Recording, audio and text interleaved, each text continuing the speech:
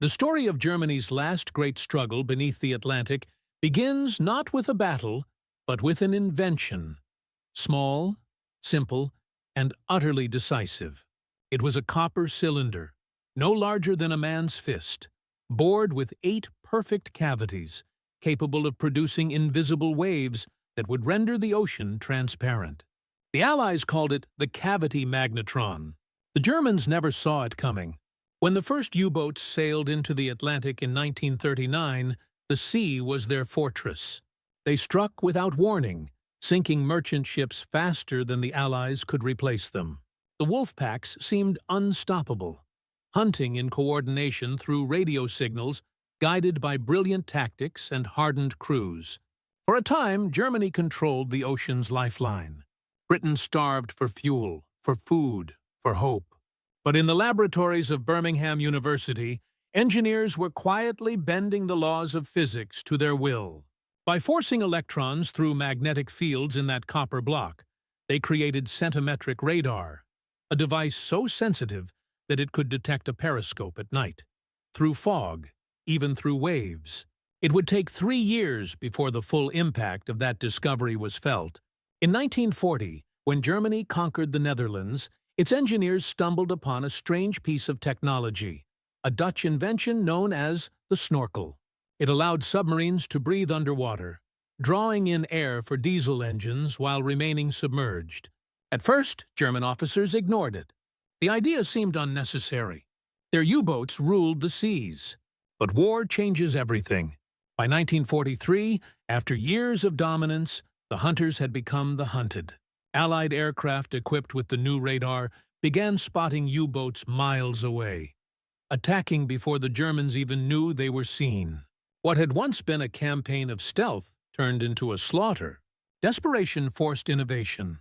The first tests of the snorkel began on U-58 in the summer of 1943. By early 1944, boats leaving the French coast carried these awkward devices.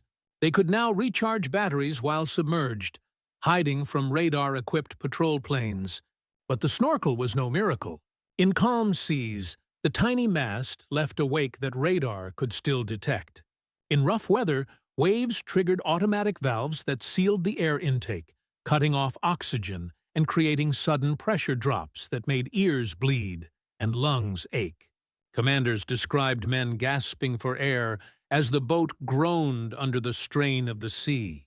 Even so, by mid-1944, half the U-boats at sea carried snorkels, and crews learned to endure the discomfort. It helped them survive a little longer, but it could not turn the tide. The truth was that the U-boat war had already been lost. The Allies' advantage was no longer in ships or guns, but in electronics.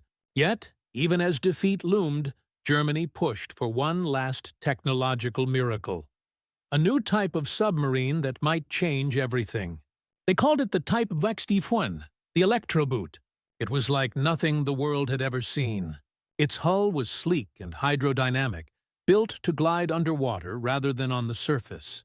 It carried 3 times the battery capacity of the old Type 7, could dive faster, stay submerged for days, and reach an astonishing 17 knots below the surface, faster than most destroyers could manage.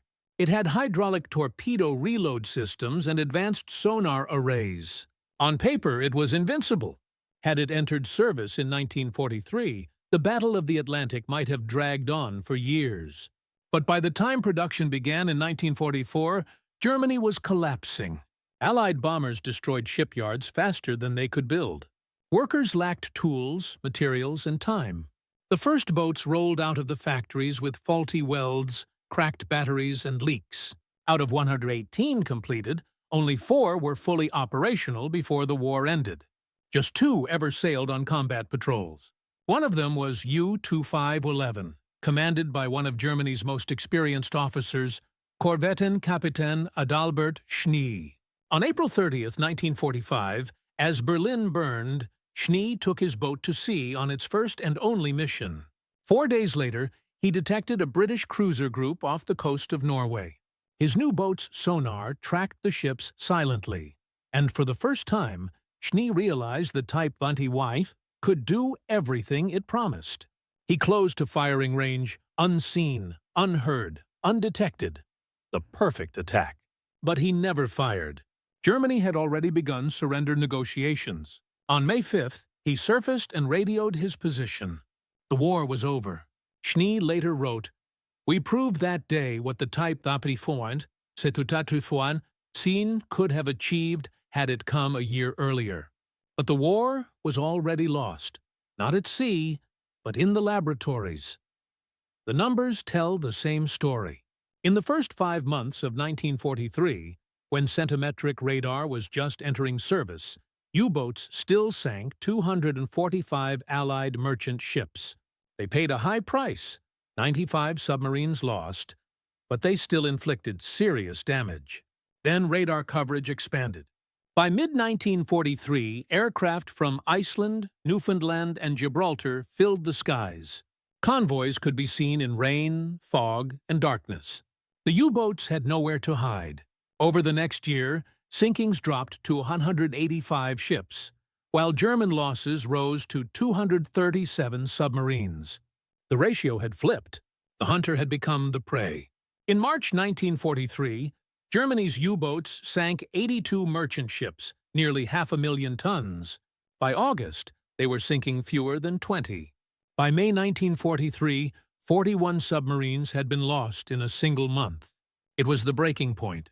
Admiral Karl Dönitz ordered a temporary withdrawal from the Atlantic. The wolf packs were finished.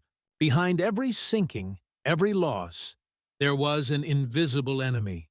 A pulse of energy racing through the night sky, bouncing off steel and returning to the radar screen of a British aircraft.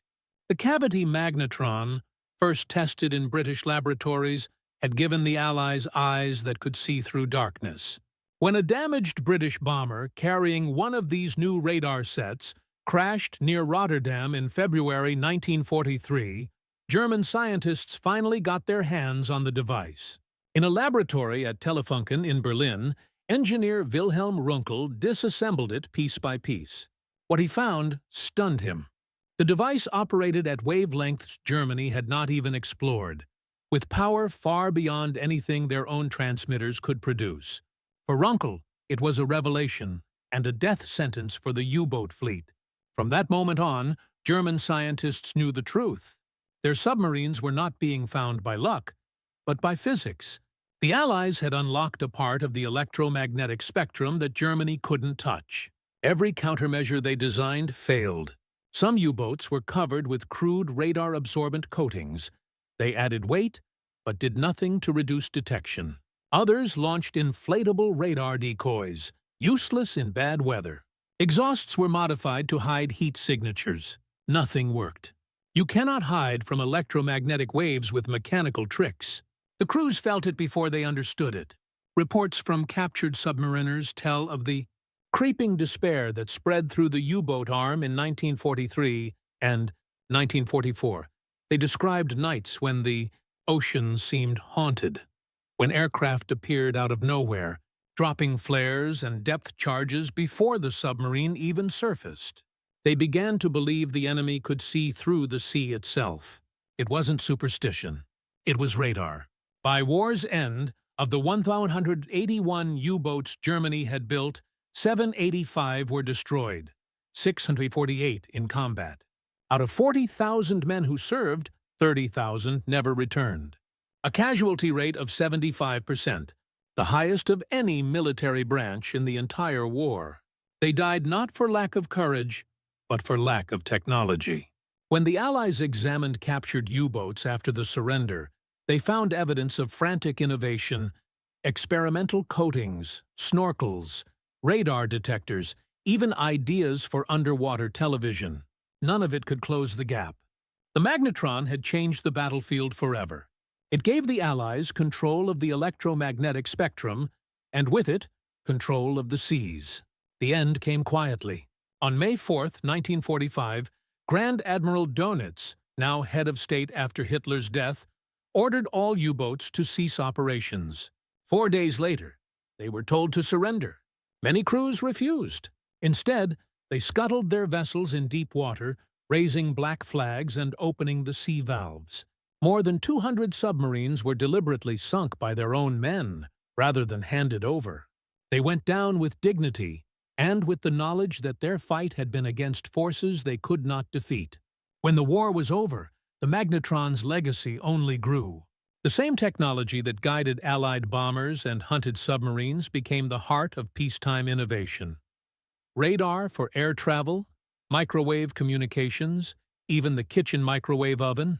The war had ended, but the physics remained. In the years that followed, historians and scientists tried to measure the magnetron's true impact. Some, like American physicist Luis Alvarez, said bluntly, "The cavity magnetron won the Battle of the Atlantic." Perhaps that's an exaggeration, but not by much. Without it, Allied ships might never have reached Britain. The D-Day invasion might have been impossible, and the war could have dragged on for years longer. In the end, the German scientists who examined that copper block in 1943 saw not just an invention, they saw their defeat. The magnetron made the invisible visible. It turned darkness into daylight and silence into detection. It destroyed the myth of invincibility that had carried the U-boat arm through its early triumphs. And in doing so, it proved a truth that echoes through every war since. Courage wins battles, but technology wins wars. When the waves closed over the last scuttled submarine, the story of the U-boat arm came to an end. But the legacy of the magnetron lived on, humming quietly in the heart of every radar, every transmitter, every microwave that followed. A small block of copper, built in a British lab, had changed the course of history and shown the world that even in the darkest depths, knowledge is power.